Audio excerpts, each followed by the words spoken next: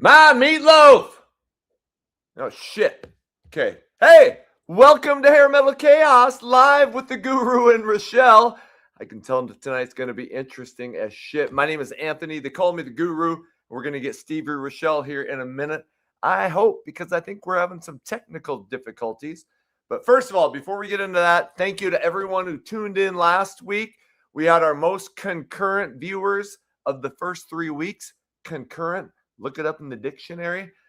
When we were talking Skid Row, we had 389 people, viewers at once, which is amazing. So we'll see if we can break that tonight as we talk Jani Lane and Warrant. And we're going to go through our history with the band and so much more up to what's happening with them now. And Charlie's here. She wants to say hi. She was making content for her OnlyFans earlier today, and we did a 2-mile walk, and walks are her favorite thing in the world. So we're going to be doing all that. We're going to be taking your questions. We're going to be talking hair metal news and everything that's going on. But remember, you come for the hair metal, but you stay for the chaos. And I shit you not, the chaos is about to begin right after this. Metal Chaos with the Guru and Rachelle.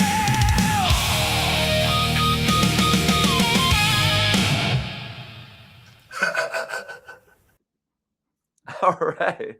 Hey, welcome everybody. It is so awesome to have you here. And I hope and pray, because Stevie and he is having an audio issue. So I'm going to welcome him to the stage, and hopefully his audio issues are cleared up. Stevie, can I hear you over there? I am not hearing Stevie, and we don't know what is going on. So you rebooted your computer, right? And I'm still not hearing you. So hopefully we can figure this out. I don't know if you can get on. Do you have another computer that you were going to, yeah? So do you want to try that? Anyway, I can get this show rolling. So while we hopefully get him hooked up, don't worry, I'm used to talking to you guys by myself anyway. So I'm going to pull up the comments, and we're going to kind of welcome everybody. Let's see. We have, somebody's asking if I'm coming to Gatlinburg, Tennessee in August. There is a huge festival. I think it's called the Monsters on the Mountain. And it's basically a big 80s rock fest.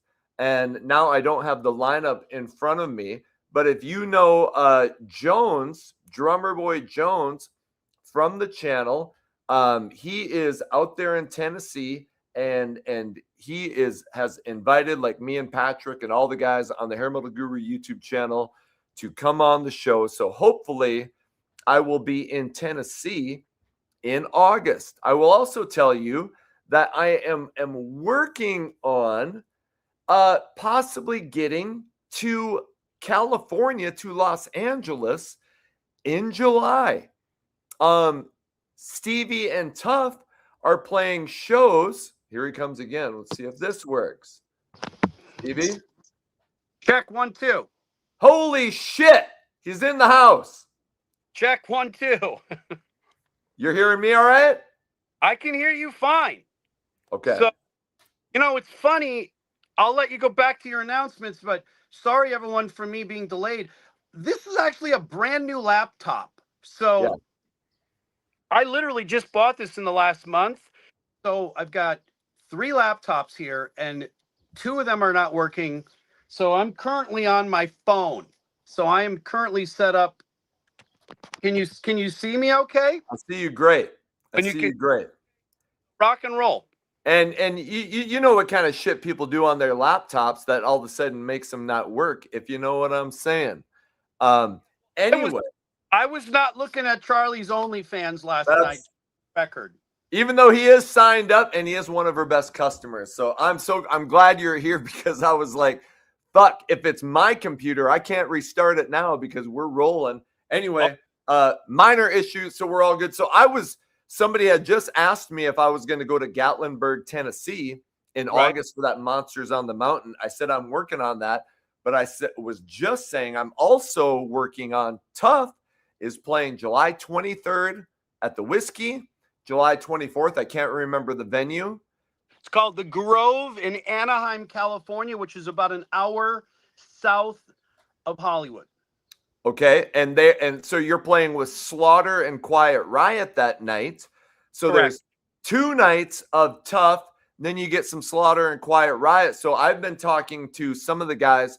My buddy Jeremy and Jeremy, who's on the channel, we just went and saw Lita Ford and Firehouse, and I was telling him, I'm like, man, I'm really starting to get the itch to do some of these things. You know, I've been to LA once. And the one thing I got to do that was rock and roll the time I was there, it was 2017, I think. I went and ate at the Rainbow. That was the one rock and roll thing I did. I've never been to the Whiskey A Go-Go. I walked by it. I've never been to a concert. I've never been to Amoeba Music. And I feel like and it's probably this channel. It's gotten me so tuned in with music that Right. I'm like, shit, I got to do some of this stuff. I got to go to LA and I got to go to the Whiskey. I got to see Tough. So anyway, I'm hoping that I can get maybe Jeremy, or if anybody else out there in Guru Land wants to go to California and meet up. I want to go see those 2 shows. So anyway, I was telling everybody in the intro, Stevie, last week we had 389 people, our most concurrent viewers at one time when we were talking Skid Row. So we'll see if we can crack the 400 mark today. So while we're doing like our intro stuff, hey, tell somebody if you could, maybe share the link on your social medias or whatever you can do. But Stevie, you've been a lot of crazy stuff going on with you. What's going on with you and Metal Sludge lately? Well, first I'll nail you this. Agree. Anybody that's listening right now, let's see if we can get today to go over the 400 mark. So we're obviously just starting. We've only been on a few minutes. I don't know how many are watching, if it's 50 or 70 or whatever it is. Tell some friends. Everybody get some friends to come on. You know, it's kind of interesting. It's fun. It's unique. Obviously, to me, it's something I've done these a couple times. Obviously, this is our 4th show. And me and Anthony are having fun, and we're kind of setting goals every week. Let's try to beat this, and let's try to get to that. And so for everybody that's listening, do that. Secondly, you just mentioned coming to LA. I agree, Anthony. You know, your channel's been blowing up the last 6 months to a year. It's literally doubled or tripled in size. The awareness, people in the industry are talking about you more. The clips are getting shared. A lot more viewers are coming in, subscribers, comments on the videos. And I think it's good for your brand as well to be seen at Lita Ford and Firehouse, to be seen at Cinderella, Kiefer and Karabi. If you come to Los Angeles, you'd be able to do a whole bunch for the week. The Tough show at the Whiskey's on a Thursday. We're going to have Foxy Rocks and American Jet Set on the bill. We headline that night. And then the very next night, July 24th is a Friday. It's going to be Slaughter, Quiet Riot, and Tough at the Grove in Anaheim. It's about a 1,500 seater. Great venue. I went last week for Striper and White Lion and said hi to Michael Sweet. We had a little chat backstage and said hi to Perry. And then, of course, I shared a photo of me with the guys from White Lion and Mike Tramp. So I went to a show then at the Grove, and I went last year as well for Piercy DiMartini with Vixen. Great venue. I agree with you. You could go to the Rainbow. This time you'd probably have a lot more fun. Your name's out there a little bit more. You'd probably end up getting recognized and have some friends that meet you. And with the concerts in town, plus it's the middle of summer, Hollywood is always popping. So you'd be able to have some fun, go to Amoeba, and get a bunch of content for your channel, you know? That's right. Yeah. Yeah. And so I'm, it's, if I were to drive, which I know flying would be the smart move, it's like a day drive. I have some flying miles, but anyway, my whole point was that, like, and I want to talk later on about the Monsters of Rock cruise. I put out a video today, and you kind of filled me in because I've never been on a cruise, let alone I have been on an aircraft carrier with the military, but I've never been on a cruise. So you filled me in. So later on, I kind of want to talk about that because that's another thing. But I'm just going, look, I'm 53 years old. How many more years Am I going to be like, yeah, fuck it, I can drive to California or I can go, I mean, I guess it's not like it's over, but I've never done a lot of this stuff. And I got to start doing it now or I'm never going to do it. So anyway, you only live once. YOLO is what I say. You just got to jump in the fire. Yeah. There's a level of commitment to things. I know that when I was 18 and I graduated high school, and as soon as the weather got cold in Wisconsin in 1984, I was like, I don't have to be here for school. I wasn't going to college. Shame on me. But I was like, by December, I was like, I'm going to Florida. Me and my buddy literally made a decision in a week or two time, and we bought a one-way ticket. We went to Florida. We lived there through the rest of the winter, hung out in beautiful Florida. And for the first time as a kid, 18, we left Milwaukee. It was cold and snow and freezing. And a week before, I was shoveling. And then we flew and landed in Orlando. And the next thing you know, I'm in a convertible driving to Melbourne on the East Coast, and it's 85 degrees and sunny. And I was just like, here I am. My point, I just said, I'm going. Yep. I didn't get raped. I didn't get mugged. I didn't get beat up. I went to Florida for a few months. Same thing when I went, and all of these things. At some point, you just got to make the decision and say, you know what, I'm going to go. I think personally, my opinion, I think you should drive, especially if you're with another buddy. Oh yeah. Halfway mark would be Salt Lake. You guys could literally drive 12 hours, stay in Salt Lake, and the next day drive the rest. That way you got a car once you're here. You can go to the beach or to Universal or to Hollywood Boulevard and go sightseeing and do whatever you want to do.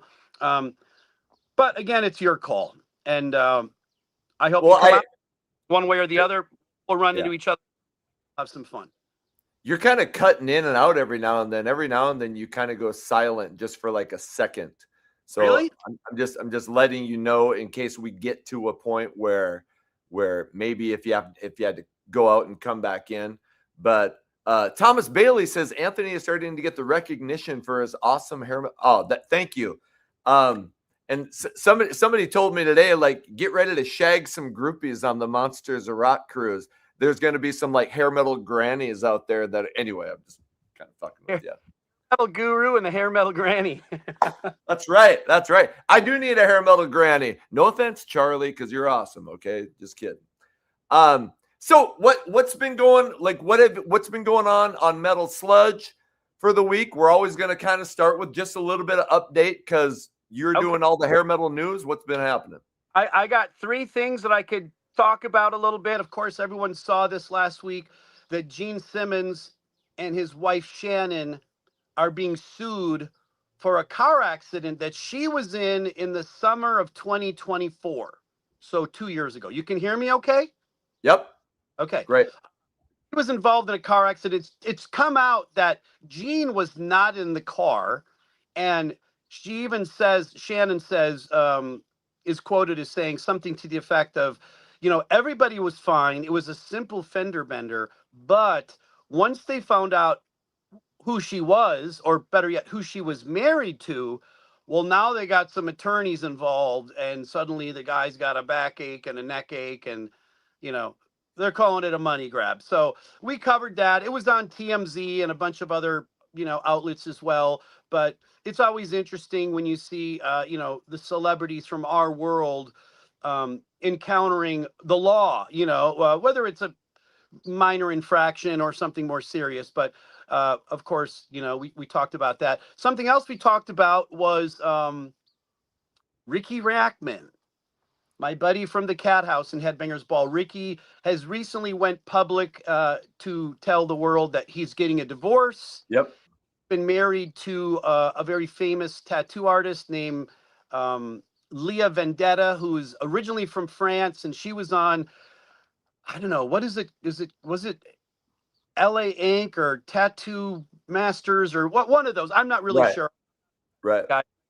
On one of those TV shows and had a pretty big following.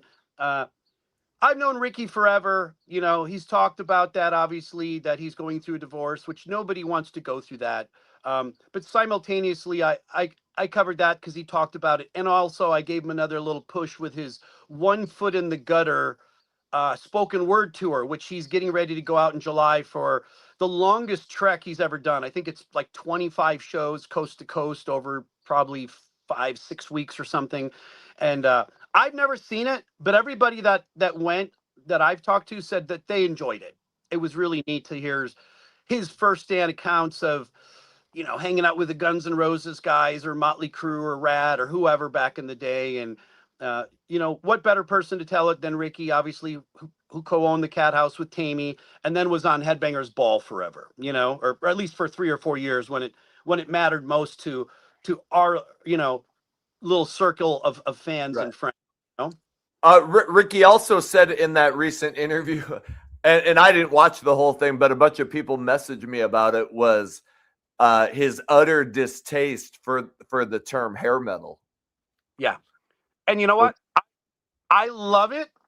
Yeah. That people hate it. And that makes me want to use it all the more.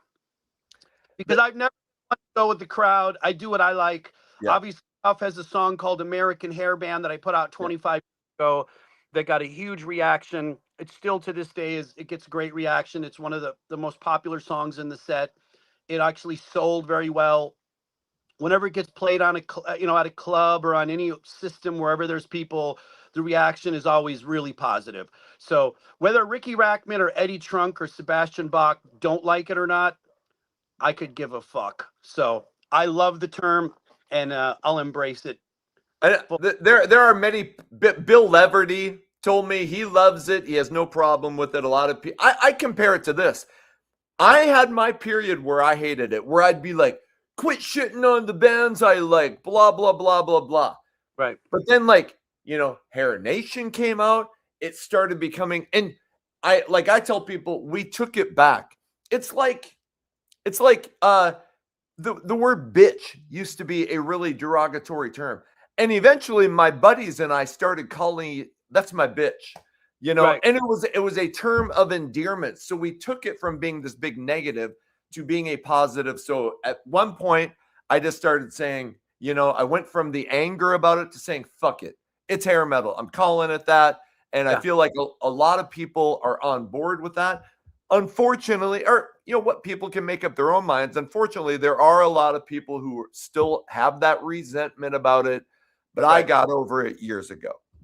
Exactly. And here's the thing. The term cheesehead was originally meant to be disrespectful, and it was a person from Chicago, a Bears fan, that started calling Packer fans in the 80s, I believe, cheeseheads, because, we're the cheese state or the dairy state, and cheese is, a big part of Wisconsin's heritage and history. And at some point they thought they were insulting us, but I guess everyone at some point said, yeah, I'm a cheesehead, so what? Yep. And then next thing you know, somebody, a company was making those foam cheese heads that everybody would wear on their, what is this little, I'm getting a little notice. I got to make sure that I'm not doing anything. What does that say? Well, while you do that, I'll tell you that Zach Cook, thanks a lot for the super chat, man. And for you guys, thank you. I mean, that's amazing. So Zach says, has Tough ever played New Orleans? And if you all do in the future, which that's up to a promoter, can his band Voice of the Enemy open? I've played in probably over 40 states, close to 45. Never played in New Orleans or Louisiana. That's one of the states. I've been through it. I've driven through it. But we never played there. And I don't know if we were booked there or not. I know there was a couple tours we were booked to play Seattle and Portland. And for whatever reason, the tour went back and forth across the US, and we got to Salt Lake or Denver. And for some reason, there was 2 or 3 shows left, long drives in between. We'd already been on the road for a few months. And for whatever reason, we cut it short and said, we're going home from Salt Lake. Okay. But Louisiana, we only had probably an offer or two there along the way that never really came to fruition. Right. But it's Zach. Is that his name, right? I can't see Yep. that very. Zach Cook. I'm looking on my phone. It's like this big. Hey, thanks for the shout out. And as far as your band's concerned and us playing with you, dude, tell your local promoter, hey, bring Tough down, put together an 80s metal package or a hair metal package and get us on it. We'd love to come down and play and have you be part of the bill. And that's you see that comment a lot. Come play here. Do you want to, like, it takes a promoter to put together an offer and to say, hey, here's what we'll give you, and then the band says, you know what, that works for us. We can get to New Orleans and all that, and that offer will make it worth our while to make that trek. So that's what, in fact, side note, one of the big promoters here in Fargo Moorhead, Jade Presents, actually just went out of business. So hopefully we have somebody to step in and fill that gap. But we don't get a ton of shows around here. And, hopefully we get some promoters who would get more bands. Because I feel like when we get 80s bands, they do fairly well anyway. Right. So here's hoping you get to New Orleans. And here's another super chat. And I try not to, but when you do the super chat, we have to say thank you, because it really contributes to us and helping us do this. So thank you for the super chat. Shane Culkin says, love your channel, dude, truly. And thank you, Patrick, for your fun and great work, man. And I said this before, one of my biggest regrets that the channel has gotten to where it has gotten is that people will send me messages like this, and you try to get to them all. But between a YouTube channel that puts out like 5 videos a day, and then you're always on social media, posting your stuff and trying to promote what you do. And it kills me when I know somebody's probably leaving me a nice message and I don't get to it. I genuinely feel bad about that.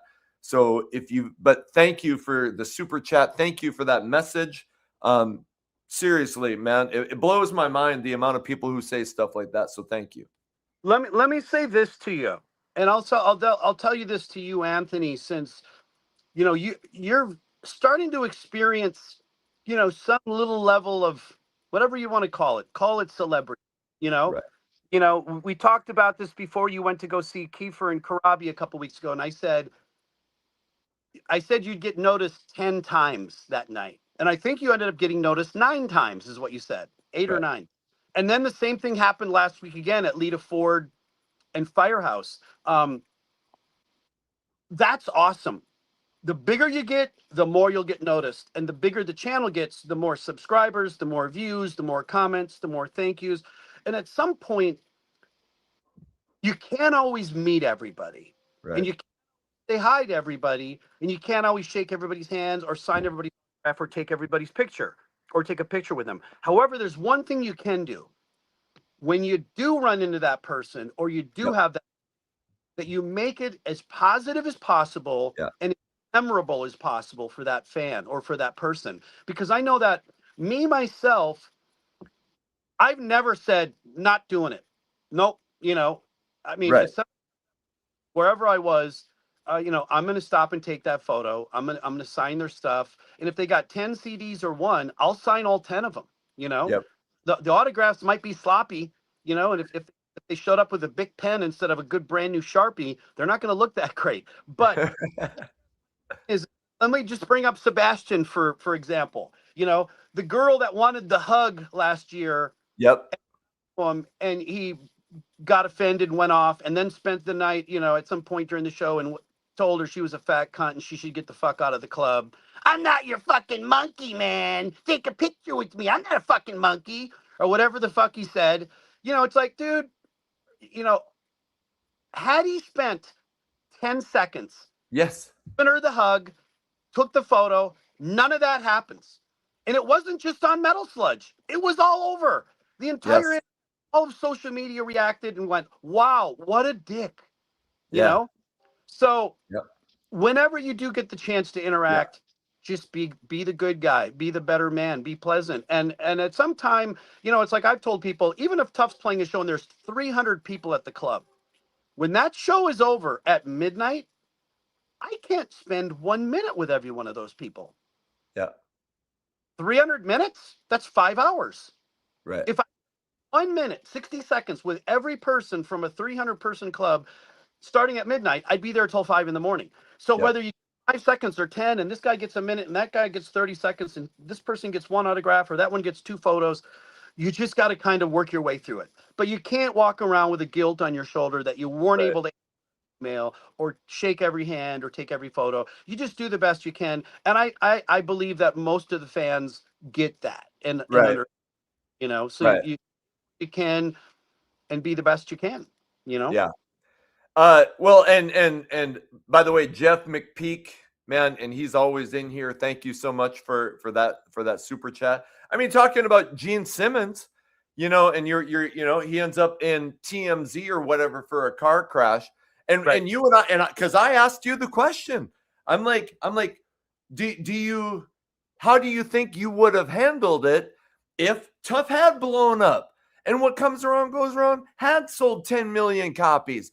And Right. you were the next Axl Rose. And you Right. couldn't go to the fucking grocery store without, like, would you have, I mean, that's something obviously we'll never experience, but I mean, I can't imagine. Yeah, no, I'm sure I would have had a meltdown or two. I mean, I did have meltdowns along the way. There is a lot of, I mean, it sounds silly, but there is a level of pressure, Um, I just recently went back and looked at Janie Lane's 20 questions that he did Yep. with us in January of 2001. So 25 years ago, Janie did 20 questions with us, which I think it was actually probably December that he did them. But the interview ran on January 2nd. And at some point, he said something in that interview about, you don't know what I go through. Yeah. Yep. Triple platinum on Cherry Pie and double platinum on Dirty Rotten Filthy Stinking Rich, and coming, that guy, the popularity. But at the same time, there was that popularity for Poison and Warrant and Winger and Slaughter. Then when Beavis and Butthead hit, those guys were also a bigger whipping boy. I mean, Tough and Rhino Bucket and Bullet Boys and Every Mother's Nightmare and Enough's Enough. We were all ascending as well at some point, but then it stopped. But we also didn't have a big enough name that when the other side, when the Beavis and Butthead writer said, who can we make our whipping boy for the Beavis and Butthead show? Well, they're not going to pick a nobody band. So they pick a band who sold millions of records, which ended up being Winger. And at the end of the day, Janie and Kip and some of those guys obviously were really receiving a lot of backlash for being who they were when the 90s and the grunge kicked in. But then again, so was Brett. And so was and others. But those guys handled it a little differently, I believe, Yeah. Anthony, what's that? I think you're frozen. Am I? Okay, Yep. I'm gonna fucking refresh it. I'm gonna refresh it. Here we go. Yeah, we're still, to everybody out there and stopping in, but we're still having a few issues. I have a brand new laptop, so I don't know why my audio went away. We got to figure that out. Are you hearing me now? Yeah, you're back. You look amazing. You sound good. And I got one more little tidbit I was going to mention from Sludge, but if you got something you want to say, go ahead first. No, well, I was going to say, Jaden Hassel, thank you for the super chat. Hey, Stevie, can you talk about John Corabi's Angora band and what do you think of them? And Guru, you should try to get FNA to release those Angora demos. Well, first, Stevie, what wasn't Angora the first night you went out in LA? Didn't you see Angora? Well, first of all, if FNA tries to release the demos that I have, I put out, I'll go to Nashville and slap the shit out of that guy. I knew that was coming. Hey, just don't touch my stuff. I did a deal with John Corabi back in 2001 or 2 to put out some Angora songs on the Sunset Strip Volume 1 CD, and they're great. I love Angora. It was actually the first band I ever saw in Hollywood. I got here on a Thursday, and on Friday night, 24 hours later, wow. That's the John Corabi book. Sorry, I was just showing. Horseshoes and hand grenades, right? Yep. So But I got here on a Thursday night, and on Friday night I was at the Troubadour, and I saw this band called Angora that my friends that I had met that lived in the same building as me took me to that show, took me in the dressing room, and I met John and those guys that night. I was fresh off the boat, and this was before I even had talked to or met Tough, because I was only in town for 24 hours, and I was at the Troubadour and I saw Angora, and I honestly, they came out and I was like, oh my God, like, great band. I Yep. mean, I mean, Crab is no joke. I mean, he's like, it was like seeing a Steven Tyler type guy, you know? I mean, he looked cool. His Yeah. voice was great. The band was badass. Let's see. Frank was the bass player. I think Jimmy was the drummer, or was Jimmy the guitarist? I think that was two brothers, all guys from Philly. And they all moved out here together, Karabi and the guys. I'm pretty sure their band was called Raggedy Andy. Not Raggedy Ann, but Raggedy Andy. And they moved up to Los Angeles, started playing around. Then at some point they changed their name to Angora, and Yeah. they were on the scene. Saw them, thought they were great, and I've been friends with John ever since. He's one of the guys I've known the longest, and we're still buddies. That's all. Yeah. And man, one of my favorite interviews that I've done. I mean, we were on for like 3 hours over 2 different periods. Awesome guy. Somebody just was in the comments and said, "Hey, Guru, you can't just mention a super chat and not answer their question." I think I've been reading people's questions if they send a super chat. So if I've missed somebody, my apologies. But yes, when you send a super chat, I'm trying to answer your questions. And I'm trying to get to people who are not just doing super chats. I'm trying to get everybody involved. But Right. you know, you hit the super chats because people are, you know, here's one that we're going to recognize. Stephanie Mandel. Stephanie Okay. Mandel, the Handel. Thank you for giving me something to look forward to on Tuesdays. Best time, and the people on here are all so cool. That is so true. Yes, thank you, Stephanie. That's Stevie's girlfriend, if you didn't know. Stephanie, I love you, honey. She's Uh, awesome. he calls And me honey, too, when he calls me at night, Stephanie, just so you know. And yes, he probably says I love you, too, a couple times. I'm not going to go there. Anyway. And one more here. Thank you, Stephanie. That's awesome. Parlock 480 says, "Do you like early kicks?" The first record was great, and then they went in that really weird direction on Cool Kids. I did not like Cool Kids, but then they found their groove on Midnight Dynamite, and then were awesome from there out. So I mean, I'm a massive Kicks fan. all great records. I always liked all of them. When I first got in the band, I remember it was probably around when Midnight Dynamite maybe it was already out, or Blow My Fuse was about ready to come out. But I know Todd used to play a couple of those records, and we listened to all of them. And then we at some point opened for Kicks in Orange County at, I think it was called the Celebrity Theater, and the show was in the round. But even though the stage was round, they just cut it in half, and we played to basically one side. The arena was not full. Right. I think it was probably like maybe a 5,000 seater. It was probably like half full, a couple thousand people. But I remember Tough was opening for Kicks that night, and Steve he was a gentleman. He was polite. He was nice. He was always cool. Of course, then we ended up on Atlantic Records, and I've crossed paths with him over the years many times. At some festivals, backstage, on the cruise. And Steve has always been a stand-up guy. Brian as well, the guitarist, Brian Damage Forsyth. I've Yep. seen him ever. He's always been great. I don't really know the other guys that well. I did deal with Mark Schenker a little bit, the bass player, the newer bass player. He actually was instrumental, along with Steve Brown. Those two helped facilitate me to some contacts through Rhino Entertainment and Warner Music Group when I was trying to get the license to reissue What Comes Around Goes Around. So those guys were connected to a few people in the industry that I needed to work with, and Mark Schenker from Kicks and Steve Brown from Trickster were both helpful, good guys, awesome guys. I highly encourage you to go to, and I'm not just saying this, go to Metal Sludge.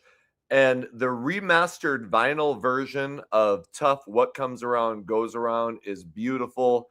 And I try to say this on Hair Metal Mansion. I'm like, man, if we want, like, to me, the whole reason I started this is like, what can I do to help the genre?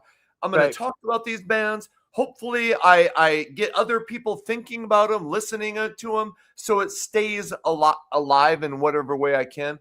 And the other thing we can do is we go to the shows, we support the people who are putting out independent music and stuff like that. So you have just a shitload of awesome stuff on the Metal Sludge website. The What Comes Around Goes Around vinyl is awesome. So anyway, you should go do that.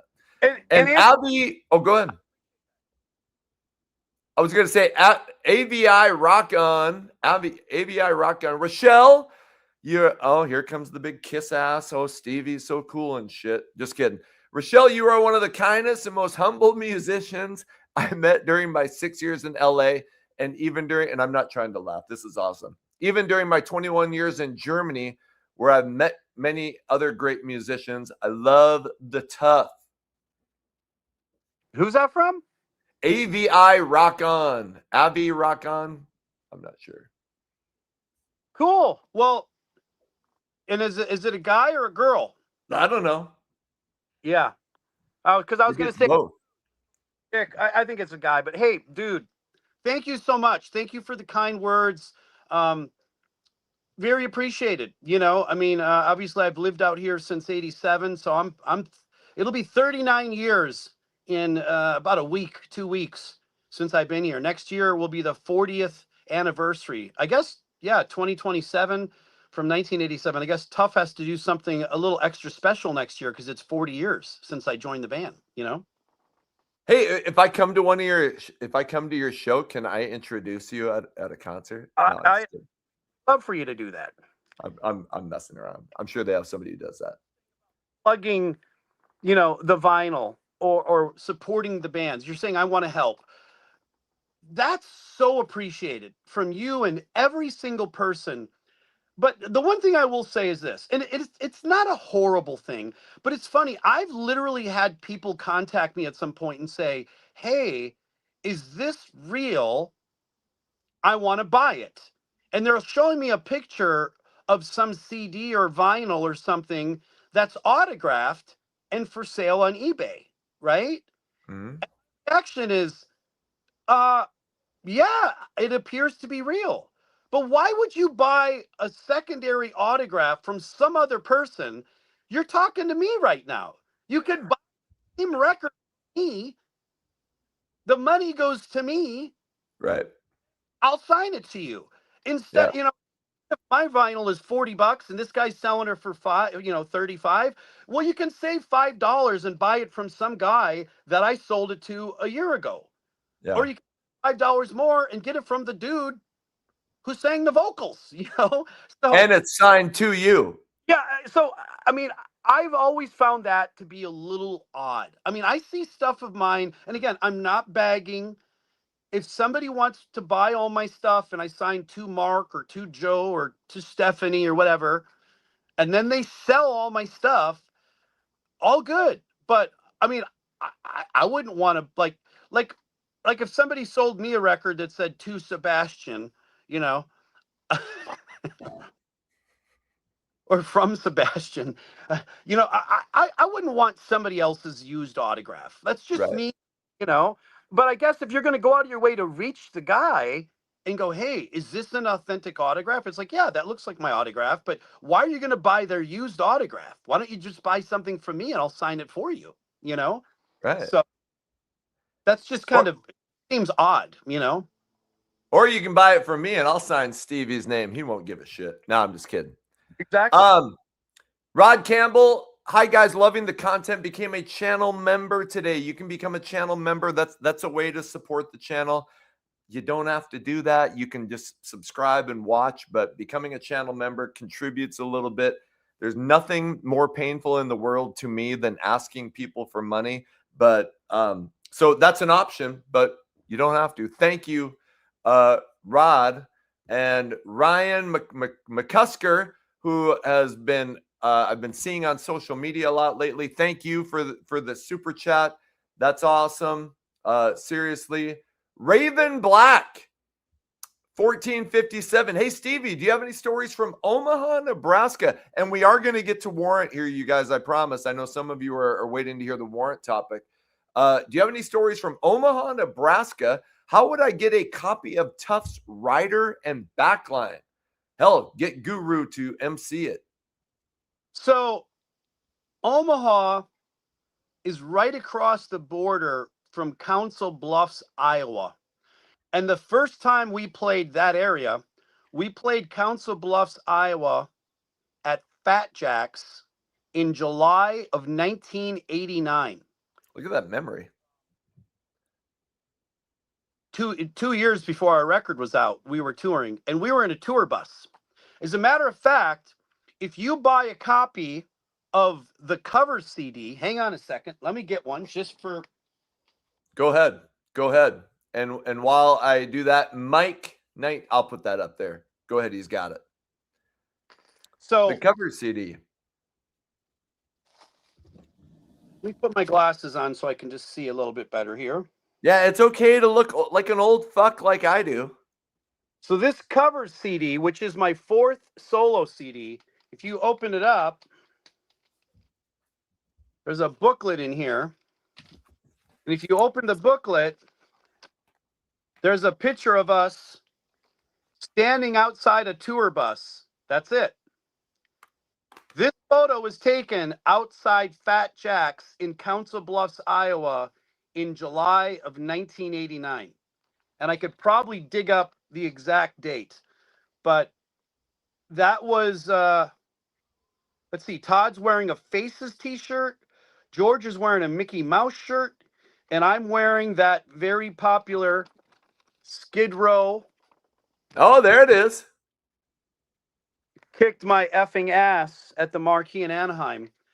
That shot is from Council Bluffs. So a couple years later, when we're signed to Atlantic, we went on tour. We played the Ranch Bowl in Omaha. Now, for anybody that's local, when you hear the word bowl, it's exactly what you think it is. It's a bowling alley, and there was a little concert hall attached. So after sound check, we were bowling and ordering pizza and hamburgers or whatever, and then at some point we played a show. And I think there's a video online. If you go onto YouTube and type in Tough Live Omaha, Nebraska Ranch Bowl, I'm pretty sure there's some video of that online. Some point we also played in Lincoln, Nebraska. Trying to remember what the name of the club was. But we played Nebraska a few times, and we played all over Iowa. We played Davenport, Des Moines, Council Bluffs. What else starts with a D in Iowa? There's like 3 or 4 cities that all... Des Moines, Davenport. What else? Oh, we played Clinton. That's not with a D. We played the Pig Pen in Clinton, Iowa. Do you know what the Pig Pen is, Anthony? No. The Pig Pen was a venue that was all pig themed. No shit. Throughout the entire venue, they would take artwork or famous imagery from rock and roll, and they would change the faces to pigs. So they would take like a Kiss photo, and it would be all 4 members of Kiss as pigs. And then they'd take like a Lita Ford poster and turn her face into a pig, but it still had like her body and her. So the whole thing was pig themed, and there you go. Another. I will say about the Ranch Bowl, if you want it, like we're talking Warrant tonight, one of the coolest artifacts of Warrant on YouTube is an early 1989 show before Dirty, Rotten, Filthy, Stinking Riches. Paul Stanley. Yeah, what? Yeah, and I think Down Boys is just hitting MTV, and so Warrant, they're amazing. It's 89. There's an earlier show, the 1987 Gazzari show, where Bill Gazzari is on, but this is where like the first show I think you'll find where they're signed to a major label and they're out there doing it. So that's at the Ranch Bowl in Nebraska. That early 89, right? Yep. Oh, okay. I said with Paul Stanley. The Paul Stanley tour was in the fall late 1988 Warrant Okay. Paul Stanley, and that was before the record came out because the record came out in Okay. January. Yes. Yeah. I'm still every now and then your voice goes like silent for 2 seconds. I'm not sure what it is. So I don't know if you want to try to do anything or maybe restart your phone and come back in. If you do, I can handle it for a minute. But Is it clipping a lot, like often, or just once every minute? Every now and then, like if you talk for 30 seconds, there's probably 2 or 3 times where it goes out for a second or 2. Yeah, I don't want to mess with this right now It's because okay. and I lose you, and then we just gonna Yep. screw it up. It's okay. It's okay. I wanted to bring up Mike 19, who appears on Hanging with Drummer Boy Jones. Sent a super chat. Thank you. He said, Stevie, thanks for the vinyl. So awesome to see that. And here's a great question that I asked tough drummer Michael Lean, and he said he's not against it. We'll see what Stevie Rachelle thinks. The Anthony 5150, that's got to be a Van Halen term, says, Stevie, any new tough music coming? Guru, your channel rules. The Anthony 5150, thank you, seriously. And thanks for the super chat. Stevie, I mean, what about a single? What about not an album? What about a single? Well,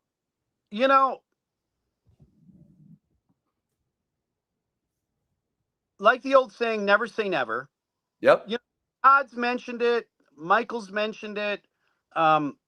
Actually, recently, whether we get to that point or not, who knows? There's a few things that come into play. Financing to record, a song or 2 or 3. It's not always that cheap. And sure, you can do if you got the expertise to do it. I'll tell you right now, myself and Todd and Michael, none of us 3 have any ability to record, engineer at that level, not even close. So, and I see guys all the time going, oh, I got GarageBand, now I can make my own demos. Yeah, you can make your own crappy sounding demos, go ahead. The thing is, when you put out a record on Atlantic Records and one on BMG and a couple of other pieces that at some point get some kind of reaction and the quality is there, you can't go backwards. And also, while I'd love to record, there's cost to do it, and then does it sell? I mean, is money always the most important factor? No, but I'm not going to spend $5,000 to record a song so I can go, here's our new song, and only 30 people want it, because hey, that's the reality. And you can't sell a single.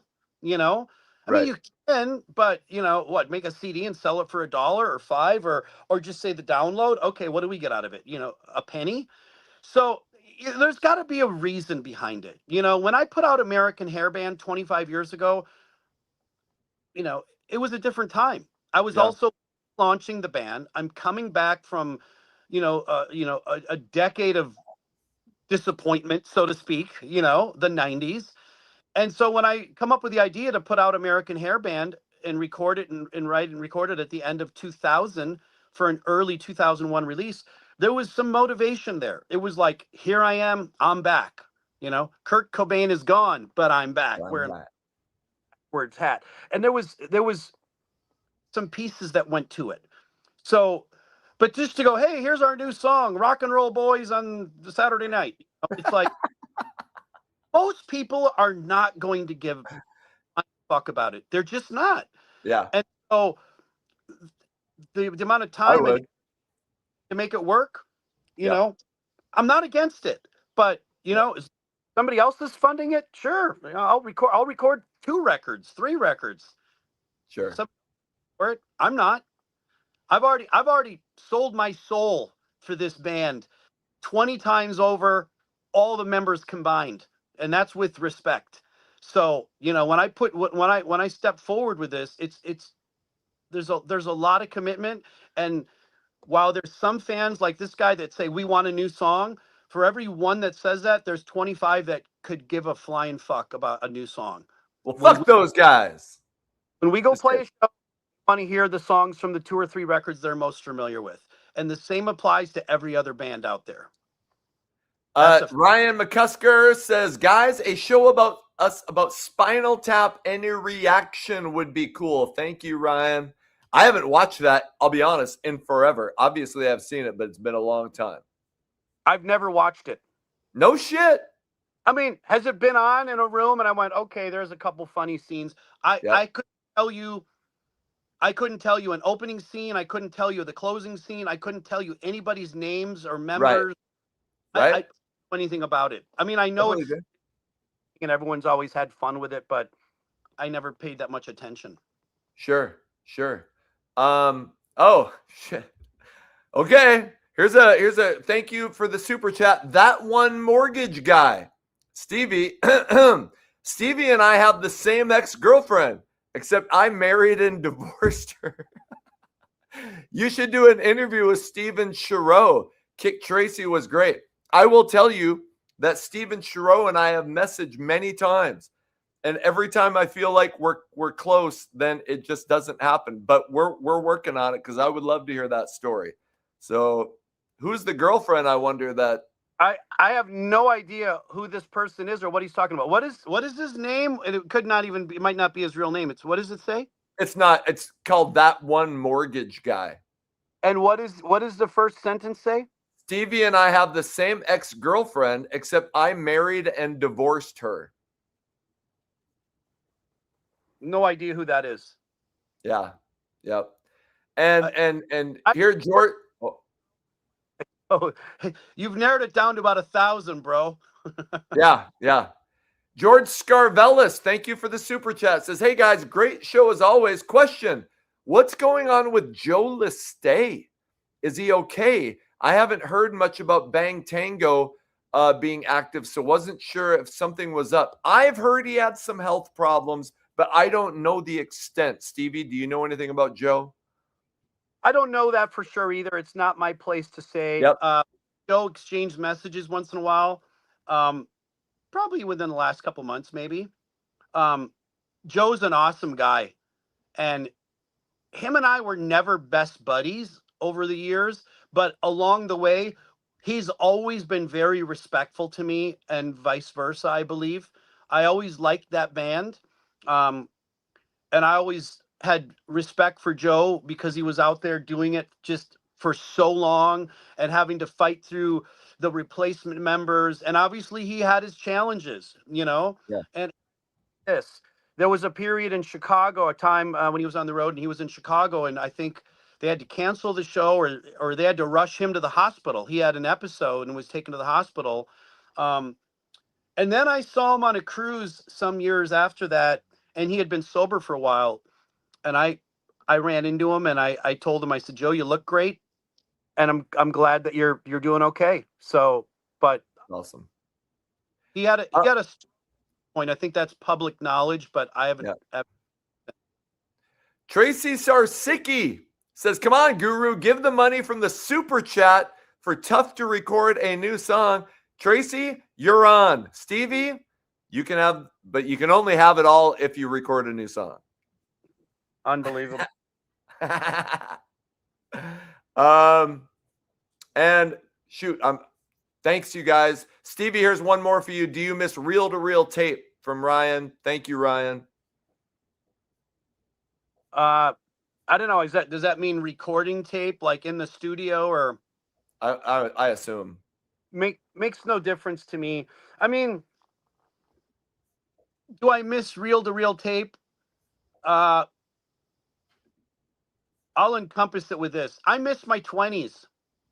I miss the 80s. I miss, the 90s. I miss when I was 20 or 30 years old. Time is gone. And with that time went reel-to-reel tape and a bunch of other stuff that we no longer have or no longer have use for like we used to, Right. B40 Brian says grunge won the battle, hair metal won the war. I agree with that.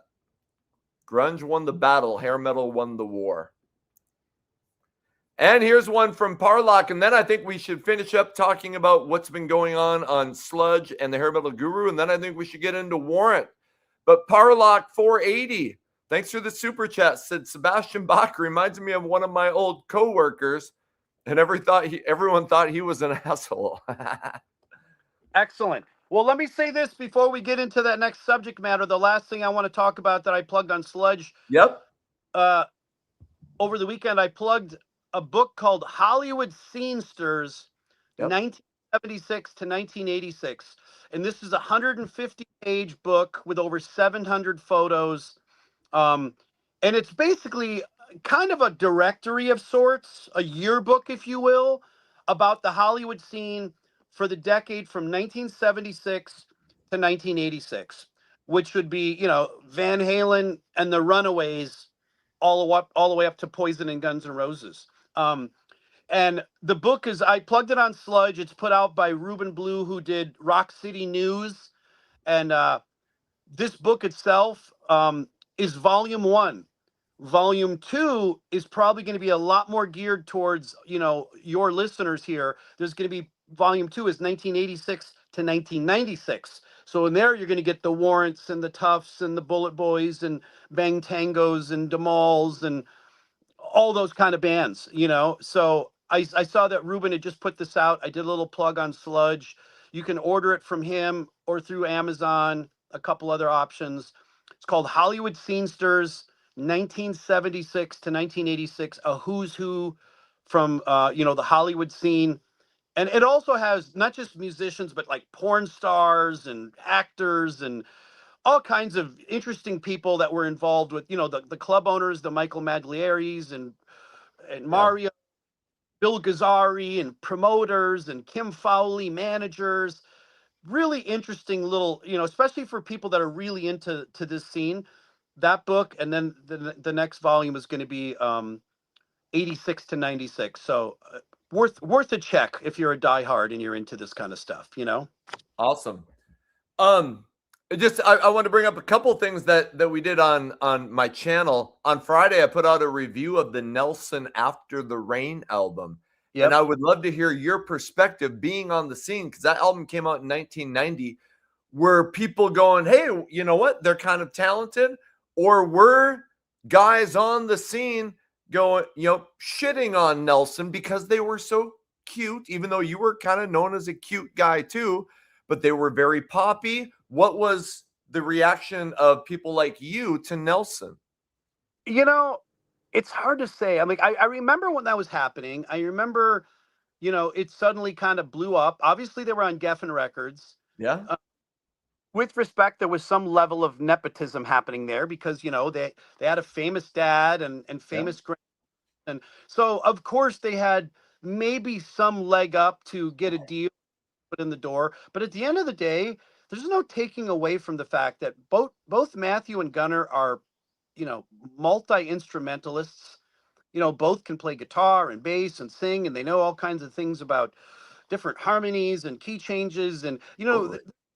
there's different levels to the guys in these bands. Yeah.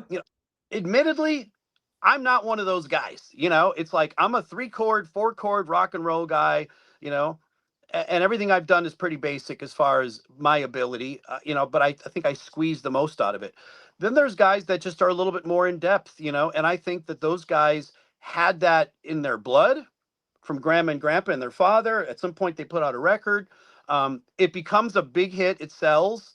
I didn't know them before, but once our video was on MTV, I did get a call one afternoon, and I literally just heard a message. Hey, Stevie, this is Matthew Nelson. I sing for Nelson. Call me up. And he was at a hotel on the road, and I called him, and he had met a girl that was a friend of mine in Denver, and somehow my name came up, and next thing you know, I'm on the phone with Matthew, and then he invited me down to their show at Universal, and I went down at Soundcheck and met him and Aaron Everly, who he was dating at the time. He put me on the list, went to the show, hung out. We hung out a couple times. I went to the house where him and Gunnar lived over in Sherman Oaks, and we just kind of became buddies. But we were never fast friends. We never did any shows together. And then over the years, in recent years, at a few festivals and on the cruise, I ran into them and we said hello and exchanged a couple of keys and talked about some things. But, both good guys, and they're both out still, I interviewed Gunner. Matthew ended up popping in for half of the interview too. They were awesome, and like we said on the video, most of us were like, "Fuck," it's pretty catchy stuff. So we Yep. were buying. Most of us on the video bought that album back in the day. So, I was also you and I put out a video today about the Monsters of Rock Cruise 2027. I would Yep. like to talk about that at the end after we talk about Warrant and Okay. kind of, maybe talk a little bit about the bands and just kind of recap a little bit about what people can expect. Hopefully Okay. get some people to come on the cruise with us. But lastly, that I'll use this to kick off us talking about Warrant is on Saturday, I put out an interview with Taylor Lane, Janie's first daughter, the daughter of Janie and Bobby Brown. Yep. And while their other daughter, Maddie, who I've interviewed, and she was the daughter of Roanne, Taylor has never done a big interview about her Right. life. She's appeared on a podcast with her mom, but this was her first ever. So I put it out on Saturday. It's already over 24,000 views. Right. So she kind of filled us into a lot of stuff that shows the downfall of her father, because she was born in 91. She was born in 92. They were divorced in 93. He died in 2011. Right. So talking about Warrant, and first of all, I did you watch that interview? What did you think of that interview? I did watch the interview, and I already messaged Bobby and I let her know, your daughter's awesome. Be proud. She's well spoken. She presented herself well. And also, I've known Bobby obviously forever, So when I listen to Taylor talking, I hear certain Yep. things in voice that are mannerisms or things that she does that are Bobby. So I see that, and I know that as a father, when people go, "Oh my God, your kid is your mini me" or something, it's a good feeling. And Bobby was stoked. I basically gave her some kudos for her daughter, and I thought Taylor was awesome, and she handled it you know relatively well, as did Madison. I Yep. watched her in. Well, obviously it's a tough subject. They're going to talk about their parents and obviously their dad who's no longer here. Yeah. So you know challenging for sure, but they both handled it well, and I think they're both relatively decent kids from what I know, and I've met both of them a couple times. They're good kids, so kudos to both of them. Yeah. Um, if Bobby Brown only knew what I was thinking when I first saw the cherry pie video, and then to have her now like messaging me and saying that was a great interview with Taylor, I'm like, yeah. Anyway, yeah, that was awesome. It was a great interview. So I I love getting every aspect of that story of Warrant, because, and I even some most, I think a lot of people were excited for us to talk about Warrant.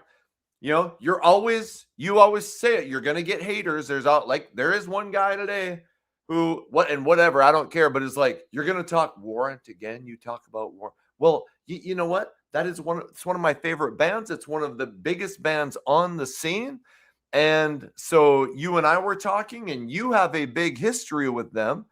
So I was like, yeah, let's talk about that, because when you first got to California, and got the Tough gig, the very first show that you did, and let me whip this out. No, I'm not talking about my penis. The very first show Tough did was opening for Warrant. And here is the actual flyer that I Right. have framed in my house. Here's Tough. Here's Warrant. It's in 1987. So you get to LA in 1987.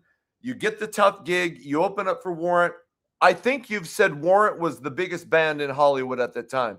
I'd love to hear about maybe that first show, and what was your experience with Warrant in those days before they got signed. Okay, now I don't know if it's just me, but you froze again, Anthony. Son of a bitch. I just see the ad and part of your face peeking around the corner. So, but I'll start I'll start the conversation here. Yes, I joined the band in early July. I get here in late June. I joined the band in early July, and the first show we're booked is to play with Warrant at the Roxy. And I remember Michael and Todd and George, starting to kind of clue me in on what's going on in the scene, who the bigger bands were. And Warrant and Janie Lane was definitely noted as probably the premier, biggest local band on the scene. They also talked about Taz with KK. There was Racer X with Paul Gilbert. There was tons of bands, but Warrant was definitely one of the first ones that I became aware of that was, basically in line, to be the next band to get a record deal, or so everybody thought, which turned out to be exactly that. But we played with them, and that flyer says, what is it, August 21st? Is that what that said? I think it was. I think it's August 21st. Yep, August 21st. And Satire and Pair Dice. No, I can't hear you. You're shitting me. I can't hear you. Can you hear me? I hear you fine. I'm gonna refresh. I can't hear you at all. Son of a bitch. I hope everyone else can hear me. So we'll get back with Anthony here in a second. We got to get some bugs worked out of this system, because check 1 2. Check. Do you hear me now? I do not hear you. Now, I don't know in the comments, can anybody else hear? We can hear him, Stevie. Wow. Okay. Stephanie says she can hear you. I can't. Okay. Unbelievable. Okay. Wow, this is crazy. So you're still not hearing me. Maybe you need to. What in the hell? Maybe you need to come out. We can't do out the live if I can't hear Anthony. Maybe go out and come back in. Sorry, guys. This is going to be awkward. Here, I will continue. So I'm going to tell him to. Okay, he's going out and coming back in. You know what? Technology is where other people were. Yeah, but we can't do the show unless he can hear me. He was talking about playing this show with Warrant. Well, I was showing the people. It was August 21st, and the bands. If you remember, there was 2 bands called Paradise. So one of the Paradise bands opened, and then there was Satire, and then whatever the fuck, the Kramer, spelled Cramur. I wonder why they didn't make it, because that's kind of a shitty name. Anyway, we'll let Stevie come back in here. I don't know. We got to figure out these tech. I have a MacBook Pro. He has a brand new computer, so maybe we need to figure out some other thing to do. Anyway, here he comes in again. Stevie, do you hear me? I can hear you. Can you hear me? I can hear you. Wow. Unbelievable. Geez. Unbelievable. Hey, but we got 293 people here. Patrick says I'm glitching some. Am I Other people are saying I think everything is okay. Go ahead, Stevie. For a second, but now it went away. So back to where I was. We played a show with them in August of '87. It was our first show on the Strip at the Roxy. It was a great night. I met the guys that night. I don't remember a ton about it. I just remember we played, and that was show number 1, August of '87. And we played again with Warren at the Country Club in '88, and maybe probably 2 or 3 times over the years. But then once they got signed in mid-'88 or mid-late '88, they started recording the record. And then once they got, the record came out in '89, they were off and running, being a national touring act, and we were still playing locally on the scene, Sean Landon Clark says you should consider switching to something like StreamYard. We are on StreamYard. And then somebody else says, buy corded headphones and mics like professionals. Well, I'm not a professional. I'm just a music fan. So we're trying to get better as we go.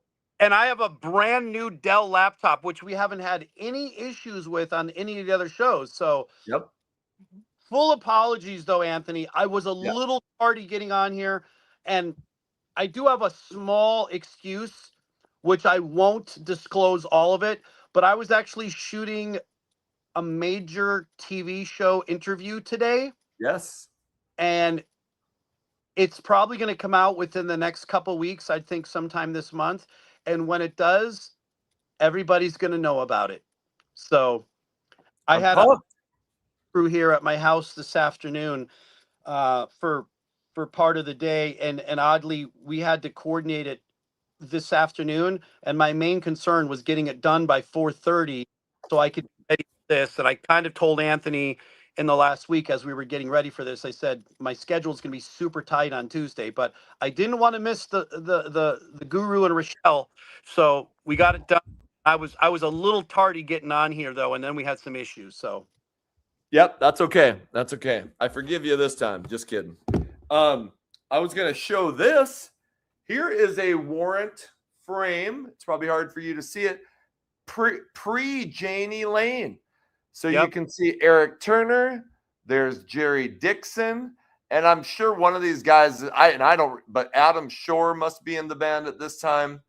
Anyway, that here, Max is the drummer. Max is blonde, and Yep. then Josh Lewis is the other guitar player. Josh Lewis. Okay, right.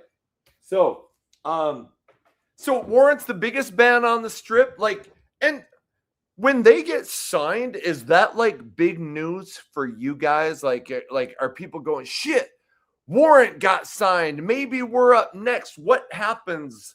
Is that kind of like what goes on when that happens? Pretty much. And somebody who actually talked about this in a couple of his videos was Jizzy Pearl. Jizzy does his J Pearl TV on YouTube. Done a bunch of videos over the last few years, which I've shared on the Sludge.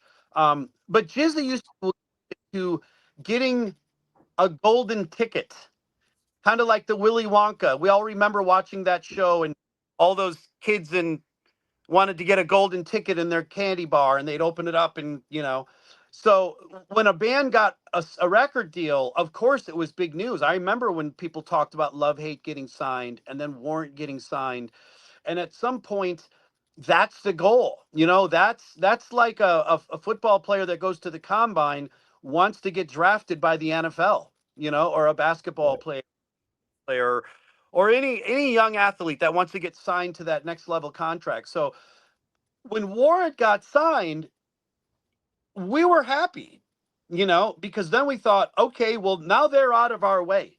They're Yep. no longer concerned with being the biggest band at Kazari's or the Roxy or the Troubadour or the Whiskey or on the Sunset Strip. They're now, recording a record, and they're going to be competing with Bon Jovi, Aerosmith, and the rest of the world, the next level.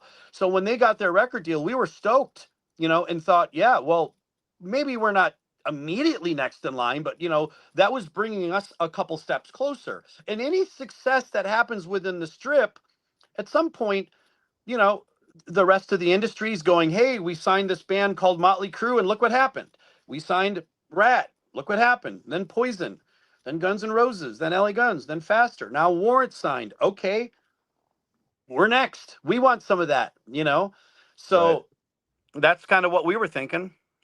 Here's an early ad with Janie. It's probably hard to see. Look, that's just how big this is at the Stone in San Francisco, which I would imagine you probably played. Yeah, as a matter of fact, that pinup that's been shared with me where I'm wearing the black Skid Row kicked my ass shirt, and it's a bunch of green tiles. Yep. It's a shower. The photo shoot was in the shower in the backstage area. That's at the Stone in San Francisco. And when you went Right. to the Stone, it was a very popular club that Vane played, Jet Boy, all the bands from LA went up there. Poison, Guns N' Roses, Warrant, Tough, we all played up there. And when you'd go in the front, they used to have some pictures that were taken there of some of the big bands that had gotten signed, like big framed photos of Poison, Guns N' Roses, probably Jet Boy, and the picture of Guns N' Roses. I mean, very glam. Yep. Very, I mean, Axl's hair is up, purple eyeshadow on Slash. Duff and Steven, their hair is super bleached and tons of eyeliner and lipstick and police hats. And Guns N' Roses was as glam as anybody at some point, you know? Oh Sleazy, yeah. or like a Hanoi Rocks kind of glam, you know? Totally. Totally. So the debut album came out January 31st of 89. Down Boys was the first single. It was a smash hit. Heaven went to number 2. And does anybody remember what band kept Heaven from going to number 1? Maybe I'll see something in the comments. It was, I'll tell you, Milli Vanilli kept Wow. Warrant from going to number 1 with Heaven. So that album went to number 10, went 2 times platinum. And then Cherry Pie is kind of what their unit, even though Heaven was the bigger hit, the Cherry Pie album came out September 11th in 1990. The Bobby Brown video kind of became something that everybody pointed at as to why hair metal had to end. It was so sexist and shit. Like nothing was ever sexist before hair metal. Like what were you like when you're seeing Warrant going double platinum and big hits? Like, were you a big fan? What were you thinking during those times? I mean, again, I was excited because if they're selling, if things are happening, at some point it's going to be good for us.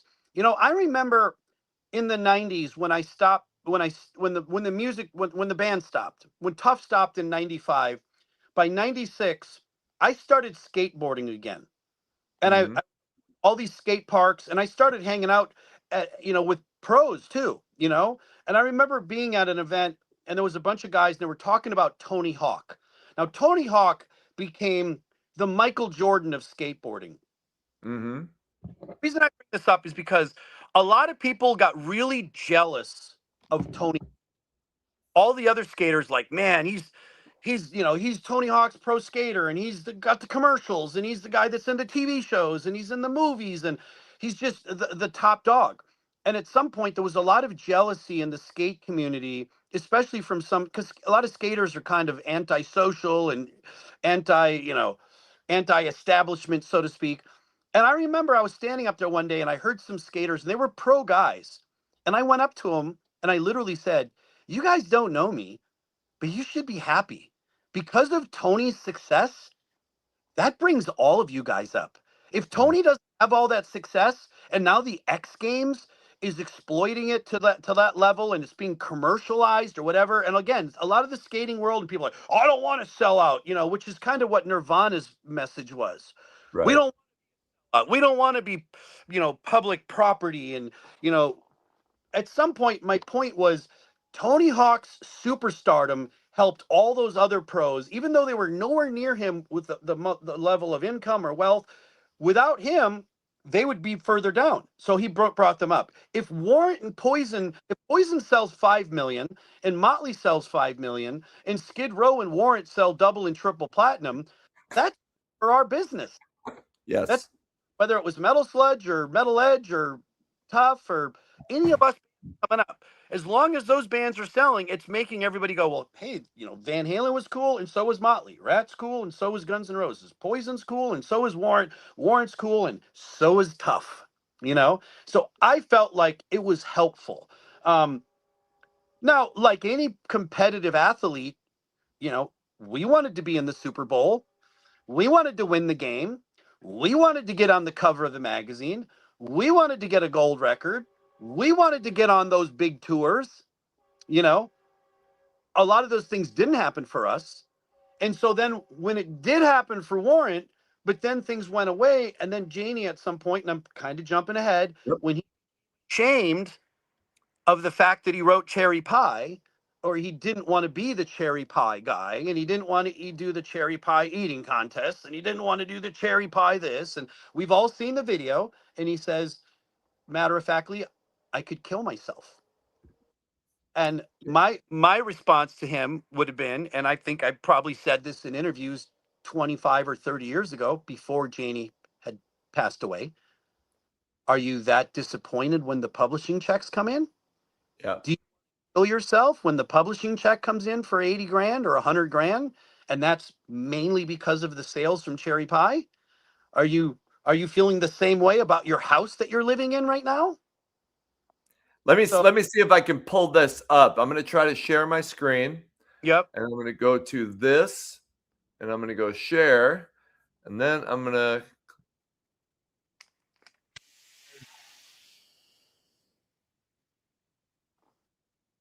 How's everybody doing out there? Let's see how many people are paying attention. Let's type Ruckapit Bridge. Are you With seeing that when I play that, Stevie? I can't see anything. I just see Oh. us. Oh, Okay, well then I'll skip doing that. Anyway, it was the clip where Janie Lane says, "I could shoot myself in the fucking head for writing that song." right. You know, and I probably most everybody has seen it. And I'm going to show a couple things here, because on the Warrant, the Cherry Pie tour, it was called the Blood, Sweat, and Beers tour, and they did a what the fuck is it called? A pay-per-view with Warrant, Trickster, and Firehouse. I have an ad for that. Here's an ad for the I Saw Red single. Here is a really early ad that they must have put on their own, but you can sign up for the Warrant fan club, and it was called be part of the WAD Squad, the fan club application. And there's an ad for Cherry Pie. But I loved the Dirty Rotten Filthy Stinking Rich album, you know. Mhm. But when Cherry Pie came out, to me that was an explosion of growth over that first record. Right. You know, and even, you know, I'm sure I loved Cherry Pie back in the day, but I was always like, I Saw Red? Are you kidding me? Like, what an amazing, I got it tattooed on my arm because of this relationship that I was in. I've talked about that before. I remember buying the cassette in Bismarck, North Dakota, right after the album came out. And I had never heard I Saw Red, but Janie Lane had said in an interview that he had this song that was the best song he'd ever written. And I was still kind of heartbroken over a chick. And there I am with one of my best friends. We're listening to the album. We get to this song, and I fucking start bawling. Right. I'm like, that guy knows exactly what I went through. And that's kind of where I was like, oh yeah, Warrant's great, to Warrant kind of becoming my band. I got the song tattooed on me. Anyway, you know, they were massive, but change was coming around the corner. In 92, they put out Dog Eat Dog. And I'll show this. This came out of Meat magazine out of Canada. And kind of a cool little rag, but grunge, you know, Nirvana debuted on MTV in September of 91. That album comes out in August of 92. And by then it's already like, holy shit, why is the Warrant album not doing anything? Right. I've said that album is my favorite Warrant album of all time. Like, what do you remember about Dog Eat Dog? I didn't like it. I mean, oh shit. Going back to the Cherry Pie record, I thought Blind Faith was a better ballad than I Saw Red. And but version is amazing, you know? Yes. But, you know, again, what I've learned, and I think a lot of us have learned in the industry, maybe not as many fans have all figured it out or realized it to the level we have, but what happened in regards to success, whether it's music or movies or modeling or even playing sports, timing and luck are two humongous factors. They cannot be denied. Timing is so important. I mean, I'm going to give you another analogy that's going to completely parallel and take you sideways. Michael Jordan. How big of a basketball player was he? He is the GOAT of all GOATs. Sure. And in the 90s, for 6 years out of an 8-year period, he won the championship with the Chicago Bulls. Yep. For a year, he didn't win it. He retired. The second year he retired, he came back at the very end and only played a few games and part of the playoffs, and then they lost. But then the next year, they won 3 more in a row. So 3 wins, he retires, he's gone. They go to the playoffs in the 4th or 5th year, but didn't get very far. Then he comes back full time. They win 3 more in a row. The 2 teams that won in the middle of those two, the two between the 6 Bulls championships, was the Houston Rockets. Yep. So here's my point. To all those great basketball players, Charles Barkley, Sean Kemp, and Gary Payton, and the guys from the Seattle Supersonics, everybody that was great, in Orlando or Detroit, they had no shot because of 2 people, Michael Jordan and Hakeem Olajuwon. Yep. Those took 8 of the 10 championships away. So if you come out and you're a hot prospect, you might not be the best guy in the league or the second or the third. But even if you're a top 5 and everyone's like, man, this guy's amazing, he's coming out of college, this guy's going to do wonders, you're going to win championships, you're going to win MVPs, you're going to do all this and this. And at that point, Michael Jordan's only a couple years into his career. Of course, he's already being looked at as this guy's a big deal.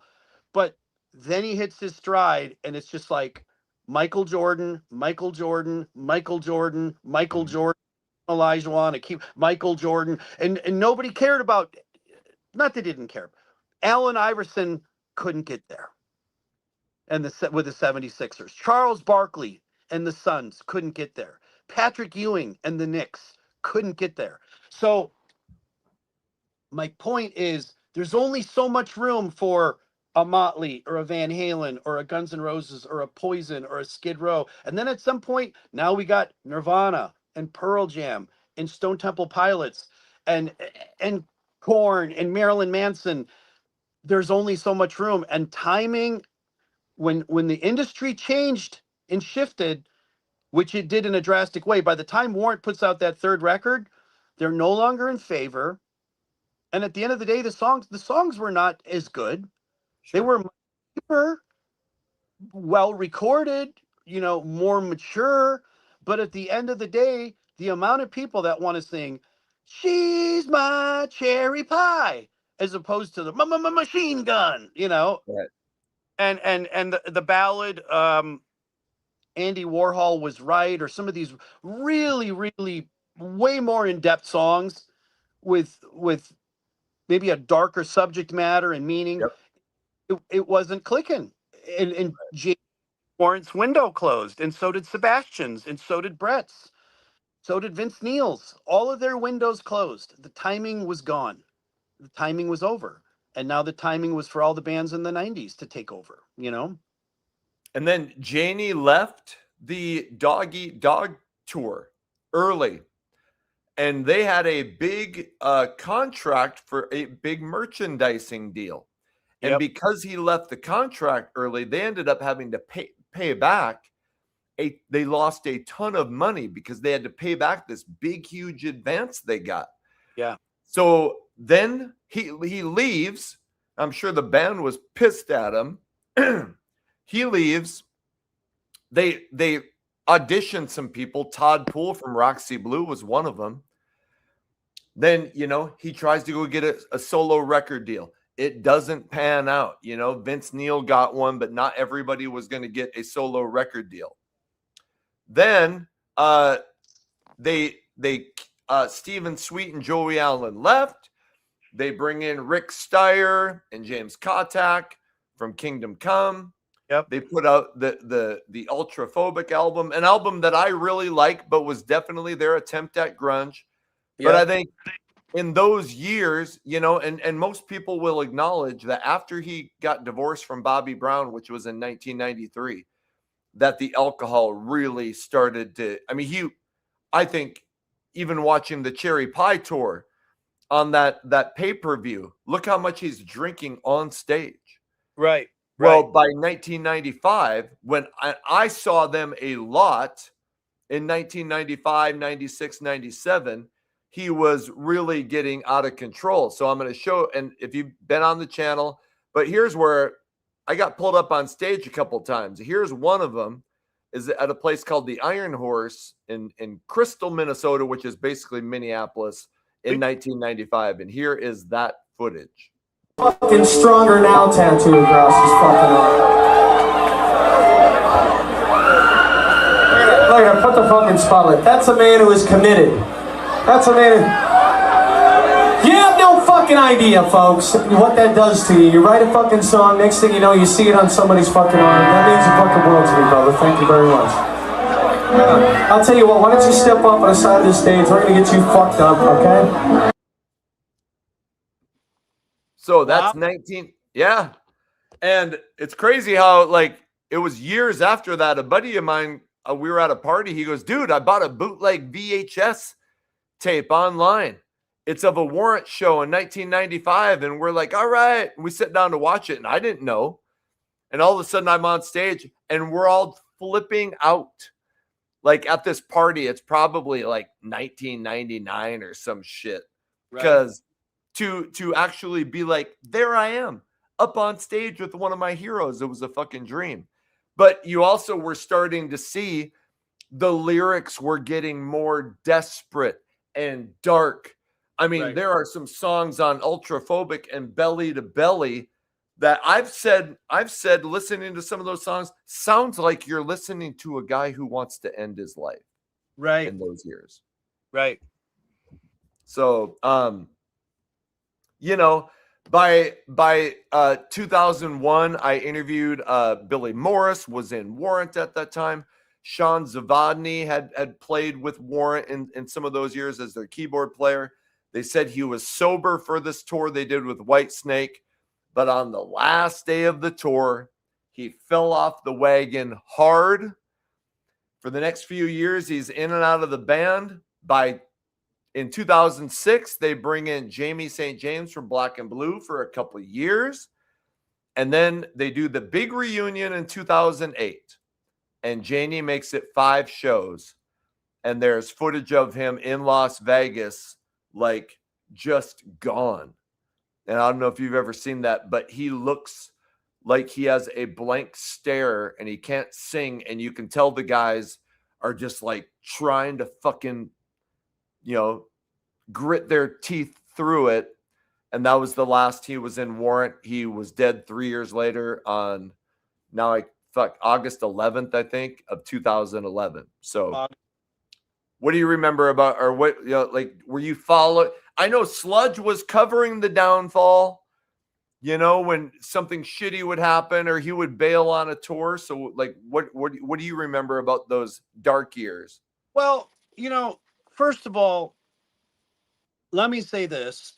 Metal Sludge started in 1998, you know, and when I started the site, you know, it was, we did it anonymously, me and a partner.